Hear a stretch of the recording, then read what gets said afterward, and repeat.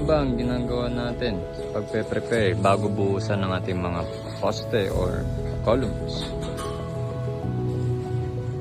Ano nga ba ang tawag dyan sa mga boxes na yan?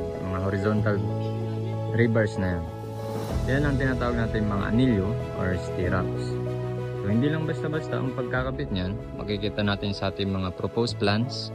May dapat na standard spacing ang ating mga stirrups or anilyo. Nakabase din yan sa standard code ng ating engineering sa Pilipinas. So yan, dapat may mga sukat din yan, yung spacing. Hindi basta-basta ang pagkakabit ng mga yan, no? So dapat din check natin na dapat nakatansi sa gilid, and syempre tansi natin yung hulog natin para tuwid ang ating mga poste, lalo na pagpopormahan na natin, no? Bago buhos. Ito ang ating preparation sa ating mga columns. Makikita nyo rin dito na putol ang ating bakal, no? Pero hindi naman yan issue sa ating magiging structural integrity ng ating bahay.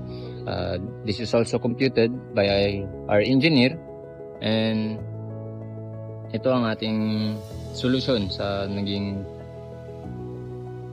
kinalabasan dito sa ating site, no? Nag-splice tayo dito ng at least 60 to 80 cm, no? Binaba natin dyan, and then ito pataas tayo ngayon, and ito na ang ating magiging bakal sa ating poste bago natin pormahan.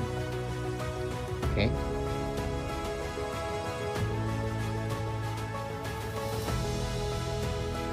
bago buhos, dapat minimake sure natin na ang ating mga forma nakatansi sa sidings, lahat ng side, and also dapat nakahulog, tuwid ang ating poste, no? Dito natin yun makikita, itong plumb natin na to, no?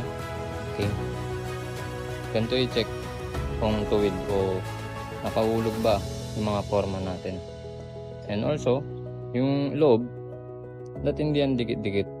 May computation dito na dapat may concrete cover yung sidings natin. Mamaya lalagyan natin yun ng spacer para hindi dumikit sa ating mga forma at hindi lumabas yung mga bakal pag nagbuhos, after buhos, no? Okay, yun lang naman mga kaumis. Bye bye.